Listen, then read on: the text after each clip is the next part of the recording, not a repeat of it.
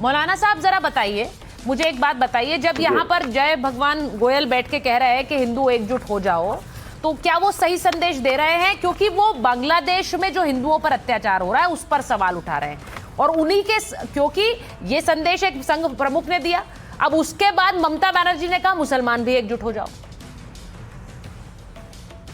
देखिए सुचारिता जी, बांग्लादेश में जो कुछ भी हुआ दीपू चंद्र बोस के साथ में, मैं उसकी कड़ी निंदा करता हूं, घोर निंदा करता हूं। ये इस्लामिक नहीं है, अन इस्लामिक है, मैं इसको खुले लफ्जों में आपके चैनल पर कह रहा हूं।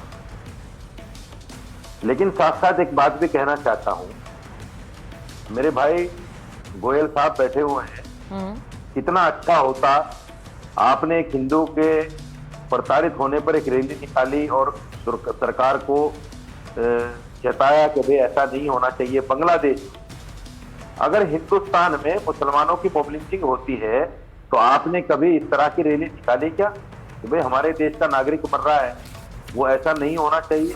अभी 6 दिन पहले बिहार में ताहिर हुसैन की मॉब लिंचिंग हुई है, आपको उस पर भी सड़कों पे आना चाहिए था, क्योंकि ये तो देश का मामला है। आप विदेश के लोगों के साथ में रैलियां निकाल रहे हैं, सरकार को चेताने का काम कर रहे हैं। देश में लोग मर रहे हैं, उसके लिए भी चेताना चाहिए आपको, सरकार को। एक भी नागरिक देश का मरे, चाहे वो हिंदू हो या मुसलमान हो, नहीं मरना चाहिए। और मैं तो कहता हूं कहीं भी क्यों मरे, कहीं भी नहीं मरना चाहिए। ये राजनीतिक फायदे के लिए जो इंसानों की बलि चढ़ाई जा रही है, ये रुकनी चाहिए पूरी दुनिया में, पूरी दुनिया में रुकनी चाहिए। ये राजनीतिक षड्यंत्र है, इससे धर्म का कोई लेना देना नहीं।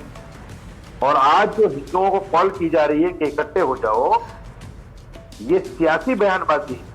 अच्छा, मैं आपसे एक और चीज पूछूंगी मौलाना साहब से पहले मैं संगीत रागी और अनुराग जी के पास जाऊं, प्रोफेसर रागी और अनुराग जी के पास जाऊं, उससे पहले एक सवाल आपसे पूछ लेती हूँ, क्या नई जो बाबरी बन रही है वो राजनीतिक षड्यंत्र है, जो संघ प्रमुख कह रहे हैं? बिल्कुल नहीं, बिल्कुल नई बाबरी भी षड्यंत्र है। ये आज पता चला है ना, जब उसने पार्टी बनाई और पार्टी बना के वो आदमी वोट मांग रहा है कि बाबरी वोट दो, बाबरी दो, ये तो षड्यंत्र है। इसका तो तमाम मुसलमानों को, देश के तमाम मुसलमानों को खंडन करना चाहिए।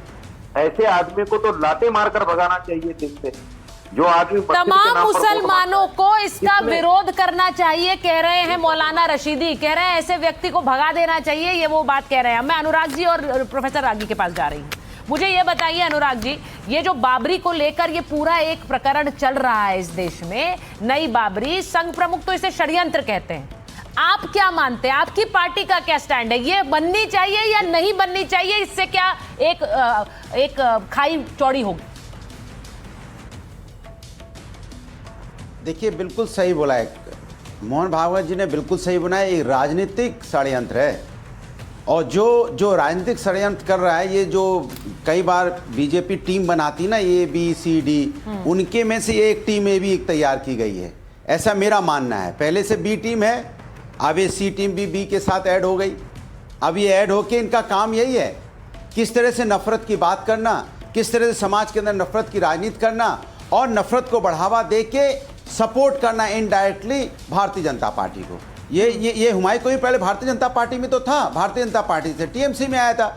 TMC में आने के बाद जिस तरह की उसने हरकत की, TMC ने अपना नाता तोड़ लिया, तो पार्टी बना के देखिए किस तरह से फिर वही अपनी टीम जो इनकी होती है ना, B टीम C टीम, आपस में मिलके ये लोग जो देश के भले के लिए नहीं सोचते, इस समाज के अंदर में ये विशेष पार्टी को, A पार्टी जो इनकी है, उसको समर्थन देते हैं डायरेक्ट इनडायरेक्ट। ये सोचते हैं किस तरह से उनको इनडायरेक्ट समर्थन दिया जाए। ये वही लोग हैं। नहीं तो अनुराग जी इसका मतलब ये है कि आप ये कह रहे हैं बातें करने की क्या आवश्यकता थी? आपका मतलब ये है कि राम के नाम पर भी राजनीति, जो आप बकौल आप राम के नाम पर राजनीति भी बीजेपी कर रही है, और अब बाबरी के नाम पर भी राजनीति बीजेपी कर रही है। आप ये कह रहे हैं सारी राजनीति मतलब के पीछे यही है, बस बाकी लोग नहीं करते राजनीति।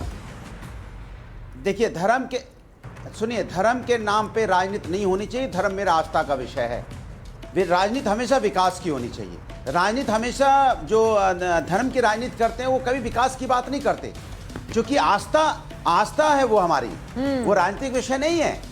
इस देश के अंदर में हर व्यक्ति, हर जाति, हर धर्म के लोग, अपने अपने मजहब के लोग अपनी अपनी आस्था को मानते हैं और शिद्दत से मानते हैं।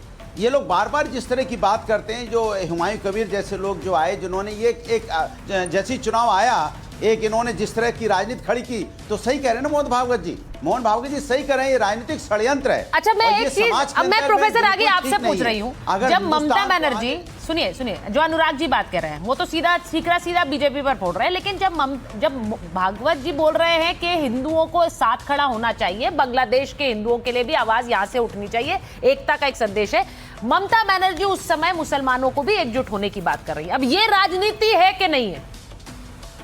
नहीं गलत। नहीं, अनुराग जी, मैंने आपसे पूछा, आपने कहा, आपने बताया क्या राजनीति है अनुराग जी के बाद? हाँ बोलिए, बोलिए एक सेकंड, अरे एक सेकंड का जवाब है, एक सेकंड का। मैंने कहा जो आप ममता जी की बात कर रही हैं, ममता जी ने जो परिप्रेक्ष्य में बोला वो उनका परिप्रेक्ष्य अलग है। क्या है वो परिप्रेक्ष्य? एक अपना राजनीतिक मीटिंग कर रही, राजनीतिक मीटिंग में कह रहे हैं कि हुमायूं कबीर जैसे लोग ये समाज के अंदर में यहाँ दूसरी पार्टी की मदद नहीं, ऐसा नहीं है सर, को बटना नहीं है। नहीं, ऐसा नहीं है, मतलब उनका परिप्रेक्ष्य हम समझे, दूसरे का ना समझे। अनुराग जी, ऐसा थोड़ा ही होता है।